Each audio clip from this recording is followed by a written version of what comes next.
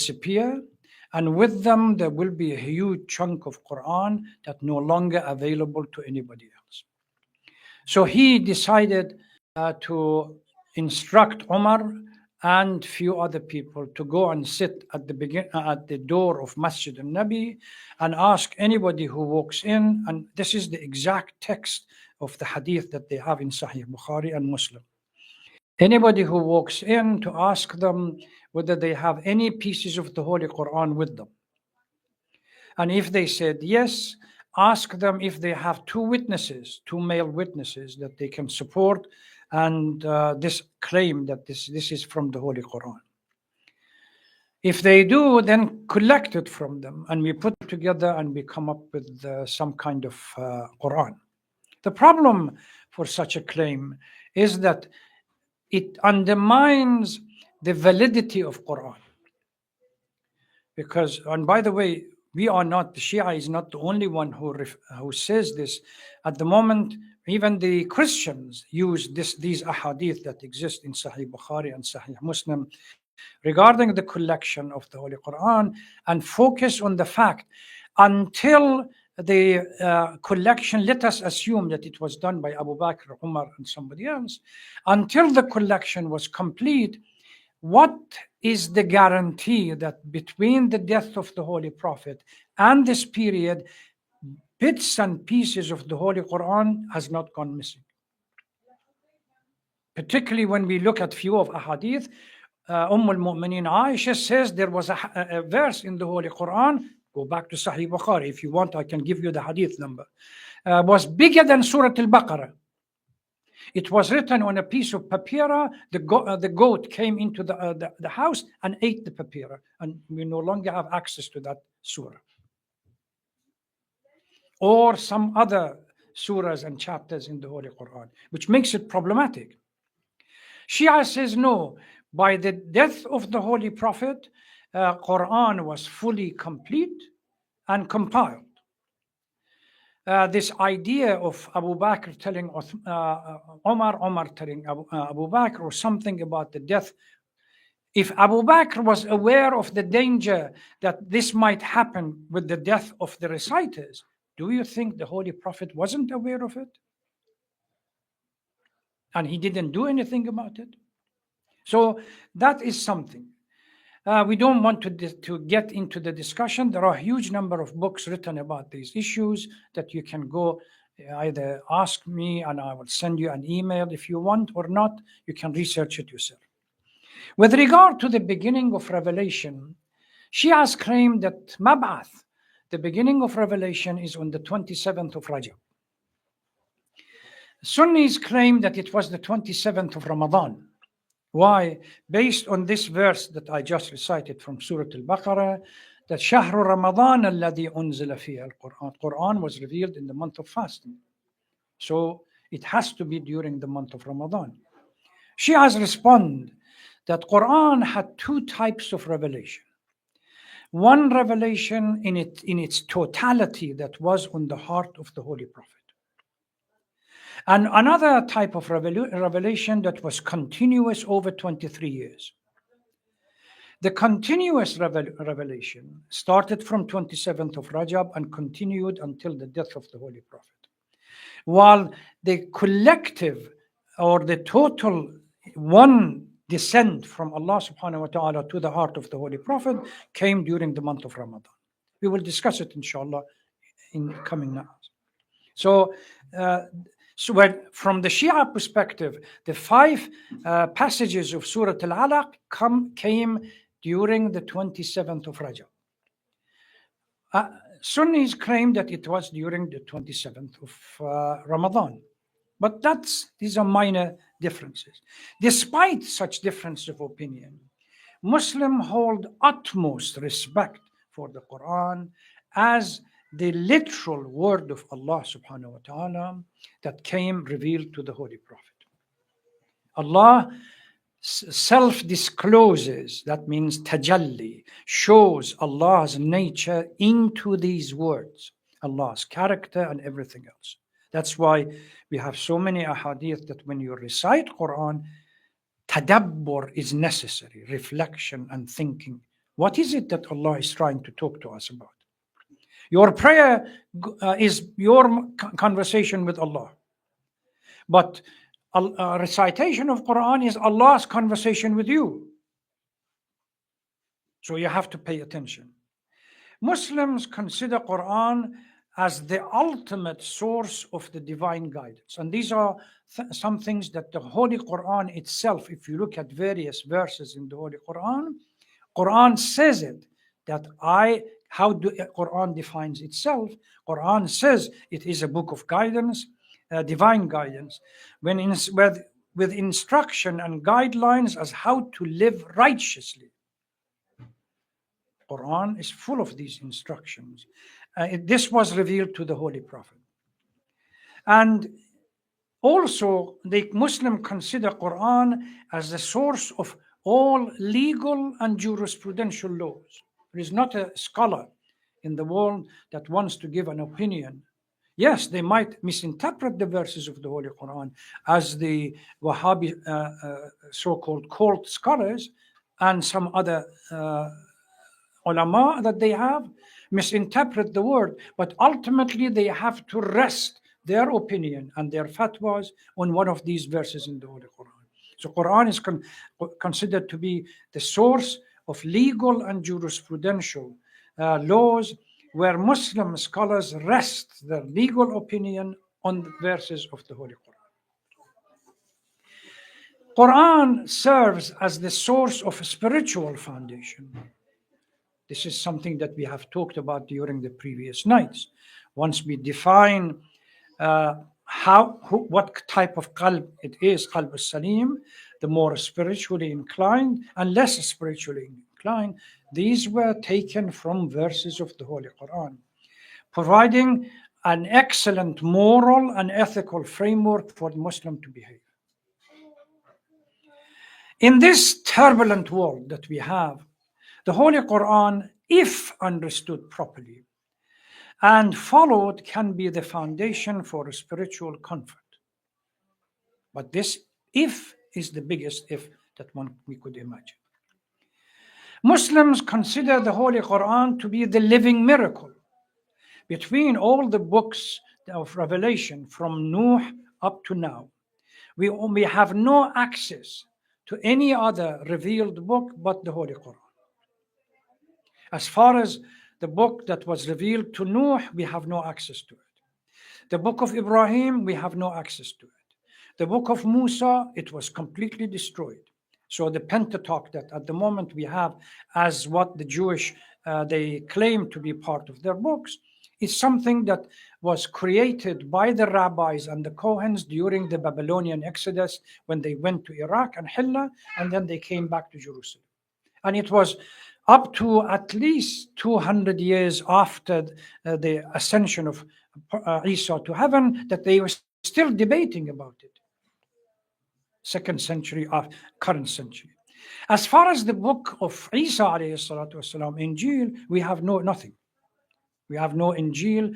What we have are what we call texts that were written by individuals that they even didn't live during the life of Prophet Isa. Mark, Matthew, Luke, and John, they have not seen Isa at all. They have picked up a name. The church gave them this unique name to confuse those people who are reading this book, thinking that these are the disciples. These are not the disciples. If you go back to the history of the analysis of the historical documents about the New Testament, none of them had seen. Even the oldest of the Gospels, between 35 to 50 years after the demise of Isa. So that is not the book. We don't have Injil. There is a claim that the book of Barnabas has little bit of amount or probably more from the original Injil. But book of Barnabas is not accepted by the church as valid.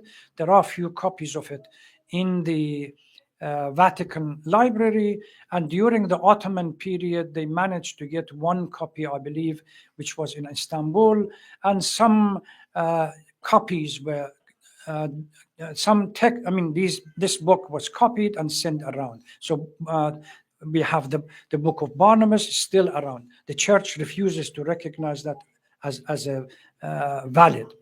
They call it apocrypha and it's weak and so on, and they don't accept it. Despite all these references, Quran says, وَقَالَ الرَّسُولُ يَا رَبِّ إِنَّ قَوْمِ اتَّخَذُوا هَذَا الْقُرْآنَ مَهْجُورًا. That, O Lord, indeed my people have taken this Quran deserted and abandoned. We have no shortage of reverence given to the Holy Quran. But why is it that Quran says that the book has been abandoned and deserted?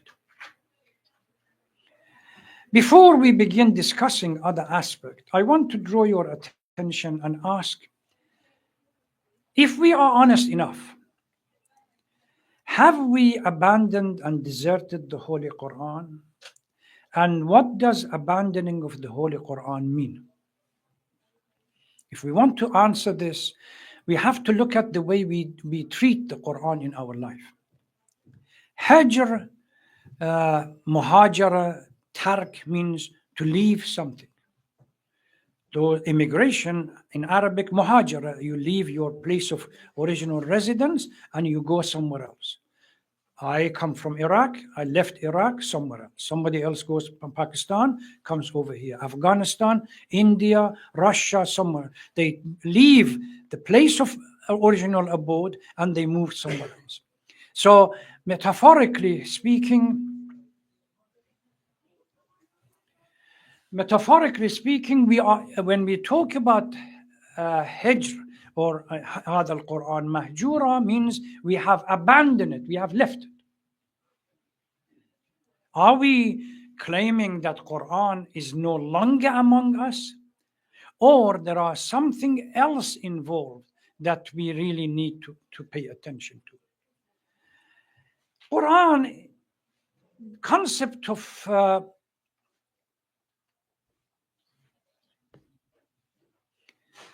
I don't want to interrupt my lecture, but next time, once you wake up or walk out of here, you will not come back.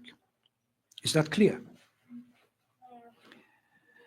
So when we talk about hijrah and mahjura, are we claiming it's one of the meaning or possibility of the meaning of hijrah is we don't study it?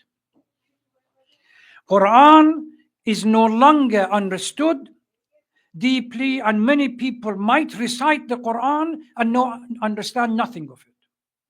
These are examples. Without comprehending and reflecting on it, on its meaning and messages, and as a result, intellectual engagement with the Quran is not done. So that's a type of hijrah, abandoning. Quran that was supposed to be the center of attention, and as we progress to other nights, we will talk about this. A hadith, a khutbah from Nahj al-Balagha, and other things clearly reminds us the centrality of Quran in our existence as Muslim. And we get to the stage, even the best of the best, their understanding of the Quran, the adults within the family, the blame is not on them. The blame is on the adults, on us. From the moment that they were born, in our program, there was no hierarchy, no importance for understanding and teaching of the Quran. In the same manner that there was no program for teaching them Arabic. The language that connects them to the culture and the history of Islam is not English. The language that connects them and links them to the history of Islam and its culture is Arabic. So if your child is devoid of that understanding, they have to read an English book that would teach them about the Arabic culture or Islamic culture. So it could be interpreted, Quran mahjur in our time, in ittakhadhu al-Quran mahjura. Ittakhadhu from literal point of view means you hold the Quran in your hand and yet you don't behave like somebody who is dealing with it. اتخذوا القرآن مهجورا. So we have the Quran in our hand, but we have no intellectual link with the Quran, no intellectual engagement. As a result, this book becomes a stranger in our hand. Go back to Battle of Siffin. Now they have this film about dreaded Muawiyah around. And Battle of Siffin, when he was just about to be defeated by Malik Ashtar and Amir al-Mu'mineen, he put the Quran on the spears. And Imam said, Ana al-Quran al-Natiq. These are pieces of papers. When Quran doesn't reflect justice, when Quran is being used to support injustice, when Quran is being used to support hypocrisy and tyranny, that's only pieces of Quran. That's what the problem that we have. So abandonment also could be when we turn away from the Quran and rely on other sources for information and for guidance. Our reliance on the Western sources of guidance is much more than our reliance on the understanding of Quran. On a spiritual level, Quran is supposed to provide us with the foundation for a spiritual movement. We have no understanding of the Quran, and we don't rely on the Quran for a spiritual movement. Neglect in practice, which is very critical. This is the foundation. All the ahadith that we have reminds us that the Holy Quran is not just a book of recitation and then put it on the mantle until next Ramadan. Quran is a book of action. That means you learn from it and you implement it in your life. Now, I have to ask this question, to be honest. If my child doesn't know Arabic, doesn't know how to read Quran, how many times have I read and understood Quran and practiced the Quran in front of my children so they become aware that this is a book of action, not a book of once a year in the month of Ramadan? I remind you, this generation that is in front might understand a little bit of Arabic because you force them to come to Sunday school or anywhere else. When they grow older and there is no impetus for their children to learn Quran and Arabic, because at the moment there is differences when it comes to linguistic between the parents and the children. They need to gargle some Arabic to be able to speak, or Urdu or something else to speak with you. Once they become fluent in English, there is no reason to learn Arabic anymore. The next generation abandons Arabic completely. And then they have to go to the university, to the school. After a while, as a course in Arabic, they are the first generation or second generation of from Arabic speakers. They have to go to the university or school to take an elective course in Arabic language, or in Urdu, or in another language, or in Persian. Our children, we have failed when it comes to dealing with them. Let's be honest. Let's see how do we deal with this living miracle in front of us. We keep the book in our cars, in our businesses, and in our houses as a source of barakah. We never touch it. If you go into the house, there is some kind of Quran on the top, so you pass under it.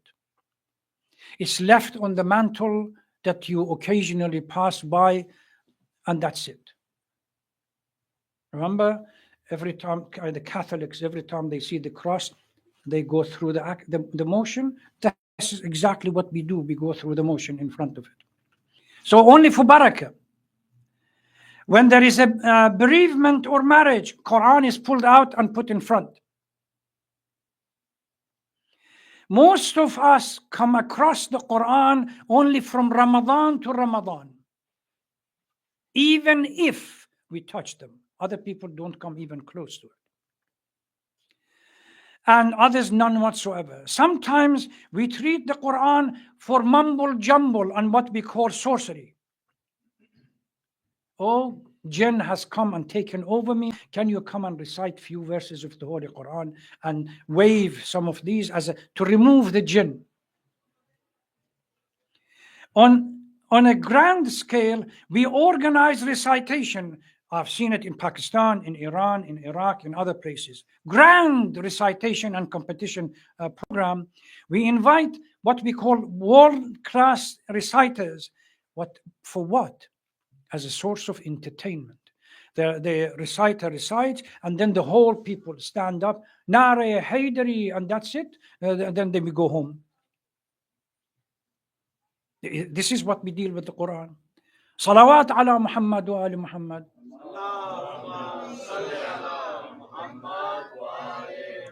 Look at some of these. Thousands of people are sitting there and waiting for the long breath of one of the reciters for them to jump up. How many of them practice Quran in their life? Learning of Quran by heart and hifz becomes a profession, like everything else. So Quran as a book that commands us to do أَفَلَا يَتَدَبَّرُونَ الْقُرْآنَ أَمْ عَلَى قُلُوبٍ أَقْفَالُهَا. Why is it that they don't reflect on the Quran? Is their hearts locked? كتاب أنزلناه إليك مبارك ليدبروا في آياته, so that they reflect. Every one of us. Let's tonight when we go sit down and see, okay, where did we go wrong? My child, when he grows old, he cannot understand Quran. If you tell him, even when we recite Quran that was supposed to be a book that we constantly learn about the verses of the Holy Quran and recite them in and out, probably we have come to the stage where only 2 surahs of the Holy Quran we have learned, Hamd and Qul Huwallahu Ahad, and we constantly repeat it in the prayer and nothing more.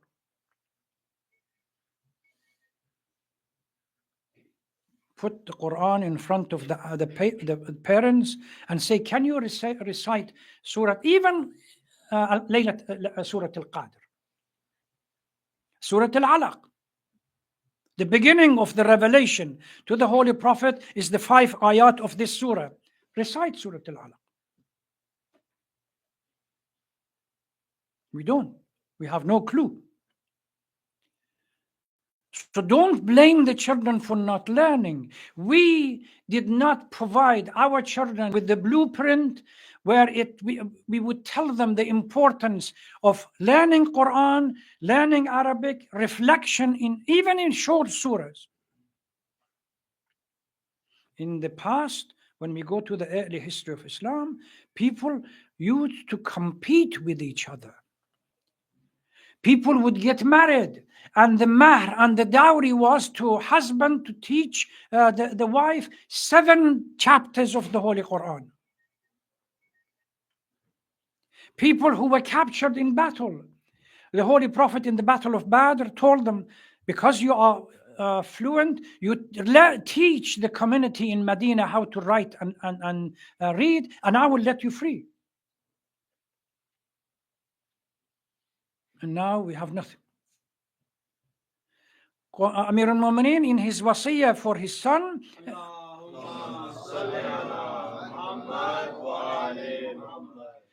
Allah, Allah fil Quran. Be careful. The day will not come. The book, the papers will be in your hand. The essence of the Quran will be practiced by somebody else. You hold the Quran, you put it in your pocket, you kiss it over your head. During the night of Qadr and Layal al-Qadr, you read it, recite it, etc., etc. But then that's it. Pack it like Christmas decoration. Christmas decoration, as soon as it's finished, you pack it up and you put it until next Christmas. Month of Ramadan has become such an occasion. Everything that you do during the month of Ramadan, Quran or anything else, Laylatul Qadr, or the Amals, as soon as they say this, the moon is sighted, you pack them up until next month of Ramadan. Very rarely, on a regular basis, you wake up during the middle of the night to recite Quran and communicate with Allah subhanahu wa ta'ala. And then you expect miracle from your children. اتخذوا هذا القرآن this Quran is now deserted because it's in your hand, but you don't structure a lifestyle that rests on the guidelines of the Holy Quran. Our children go astray, and Quran is being recited by some of these individuals to support batil and everything else, and nothing. During the last few years, we saw Daesh reciting Quran, Al-Qaeda reciting Quran. They have the mastery of Quran was such that they could do the whole Quran reverse. Mufti Saudiya recites Quran and misinterprets it to support Muhammad bin Salman or anybody else. It's the action that we need, which is absent. To support Quran that was supposed to be a book that provides guidelines to support justice and haq against batil and everything else, it has become a source of supporting tyranny, dhulm, ethnic cleansing and everything. And when this clown, as well as Netanyahu, say that the Gaza people have to get out, immediately one of the Saudi imams comes in support, says, yes, such a verse in the Holy Quran commands us to submit to the command of Allah subhanahu wa ta'ala. Submitting to the command of Allah subhanahu wa ta'ala doesn't need to be in a specific place. You can go anywhere and submit to the command. So leave Gaza. These are the grand scholars.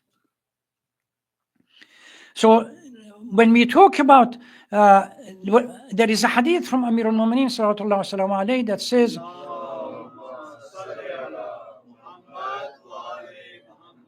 يأتي على الناس زمان لا يبقى من القرآن إلا رسمه ومن الإسلام إلا اسمه. A time will come that from Islam only the name remains, and from Quran only the appearance, the book is in your hand, but there is nothing that you can do to rest your lifestyle on the Quran. Quran has to be central to Islam, that brings the society together, not diverges. And Amir al-Mu'minin says, if you separate from the Quran, you have killed it. So when we talk about the issue of abandoning and desertion, this is what we do. Inshallah, we will continue with this theme tomorrow night. And with the fact that this Quran is now a trust in our hand. And it is up to us that we really need to do everything that we can, not only for ourselves to learn it, for our children to learn it as well. It's not late. They are not too old that we say it's going to take too long. But they can learn if we prepare the right program for them, inshallah. رَبَّنَا لَا تُؤَاخِذْنَا إِن نَسِينَا أَوْ أَخْطَأْنَا. Oh Lord, don't punish us if we forget or if we go astray. Inshallah, during these nights, we ask Allah for forgiveness, and please keep everybody in your dua, and we'll see inshallah what happens until tomorrow night. If we're still alive, then we can continue the conversation. Thank you very much. Wassalamu alaikum wa rahmatullahi wa barakatuh.